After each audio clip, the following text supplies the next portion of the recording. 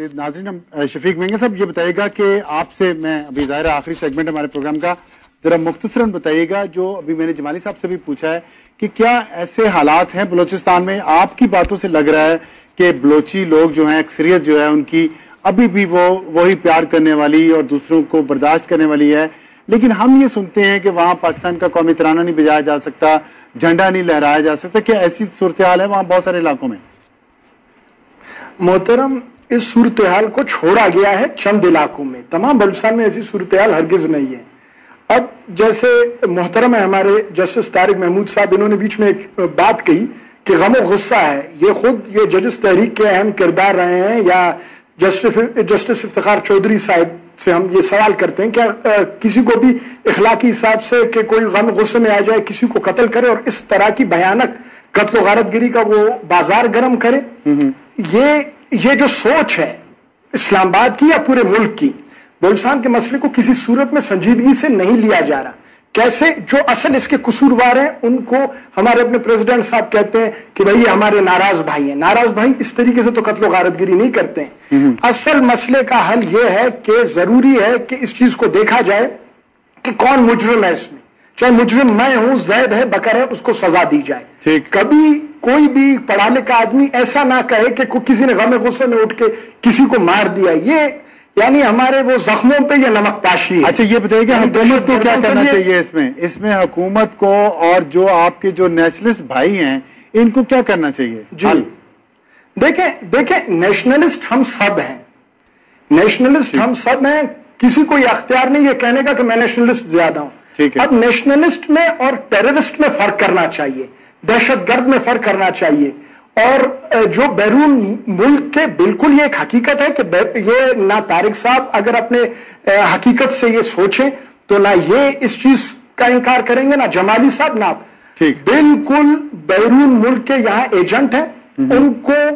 आईनी हाथों से उससे निपटा जाए, जो कातिल है उसको सजा दी जाए, चाहे कातिल किसी तरफ से। ये तो एक तरीका होगा ना। मुख्तसर सी एक अर्ज करूं, एक मुख्तसर सी बात, कहते हैं मस्क शुदा लाशें, कई ऐसी लाशें मिली हैं जिनको एक कालादम दहशतगर्द तंजीम ने कहा है और उनको अलकाब से नवाजा है। उनके बारे में ये लोग क्या कहते हैं, सिविल सोसाइटी हमारी क्या कहती है, या हमारे पॉलिटिशियंस क्या कहते हैं उनके बारे में? जरा बात की वजाहत कीजिए, समझ नहीं। देखें जी, ये लोग एक बात कहते हैं कि भाई नाहक सेटलर्स मारे जा रहे हैं या दूसरे लोग मारे जा रहे हैं,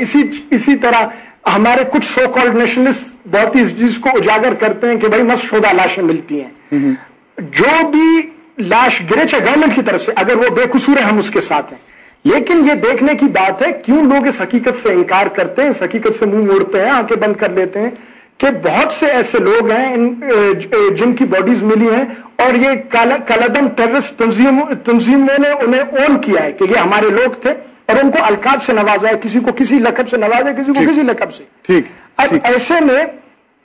जो भी आदमी पाकिस्तान को नहीं मानता, जो भी आदमी कहता है कि मैं एक मुसल्लह जदोजहद करता हूं, अब इसमें हमारी जो हुकूमत है, हमारे मुख्तदर हल्के हैं, उनको आंख कभी बंद नहीं करना चाहिए। अभी 1 लाख आदमी कोयटा से माइग्रेट करके चले गए, हमारे अपने वो भाई थे, उनका कसूर सिर्फ इतना था कि वो पाकिस्तानी थे, वो सच्चे मुसलमान थे, क्या उनका किसी ने इशू उठाया?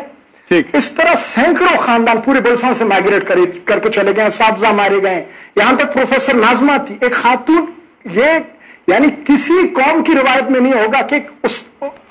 उस्ताद हो और वो खातून हो और वो हमारी मोहसिन हो और उनको कत्ल किया जाए। ठीक। ऐसे में एक लाइन क्लियर कर देनी चाहिए, ठीक है, कि दहशतगर्द कौन है। जो दहशतगर्द है अगर उसको भी हमारी गवर्नमेंट कहे या सिविल सोसाइटी कहे या मीडिया कहे और उसको मासूम बना के वो लोगों के सामने ले आए और उसके जुर्म पे एक किस्म से ये पर्दा डालना है। बिल्कुल ठीक है।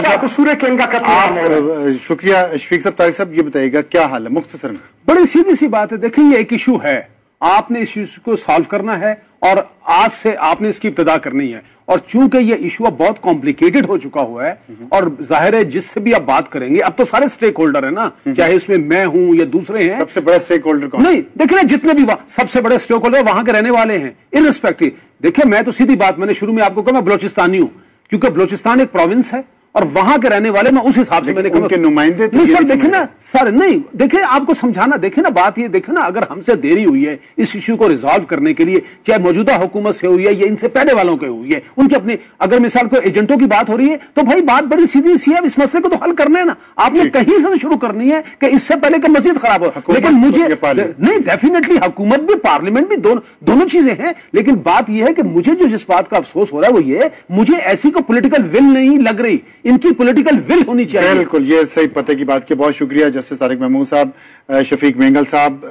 اور ہمارے ساتھ میر مظفر حسین جمالی صاحب نے شرکت کی بہت شکریہ ہم سے بات کرنے کا اور بات یہ ہے کہ پولیٹیکل ول جو سیاسی حکومت ہے جو پارلیمنٹ ہے اور خاص طور پر پاکستان پیپلز پارٹی جس کی بلوچستان میں بھی حکومت ہے وفاق میں بھی حکومت ہے اور جسٹس طارق محمود صاحب نے بریک کے دوران بھی یہ بات کی کہ ایک صوبہ نیا بنانے پہ اتنی زیادہ کنٹروورسی پاکستان میں شروع کر دی گئی ہے تو جو پاکستان کا 44% بلوچستان جہاں پہ اتنے سارے لوگ مارے جا رہے ہیں بے گناہ اس پہ بھی ایک سنجیدگی دکھانی چاہیے اس حکومت کو اور باقی سٹیک ہولڈرز کو اور آج ہی وزیر اعظم جناب گیلانی صاحب نے یہ کہا ہے کہ آئی ایس آئی کو وہ احکامات دیتے ہیں اور ان کے کہنے پر وہ چلتے ہیں تو یہاں بھی جمالی صاحب کو اپنی حکومت کا اور اپنی طاقت کا اپنی اتھارٹی کو اسرٹ کرنا چاہیے اور بلوچستان کے مسئلے کو سنجیدگی سے لے کر سنجیدگی سے اس کا ایک حل ڈھونڈنا چاہیے ورنہ پاکستان کے عوام اسی طرح اپنا بے گناہ خون ان کا ضائع جاتا رہے گا اس کے ساتھ ہی اجازت چاہتے ہیں خدا حافظ اور شب بخیر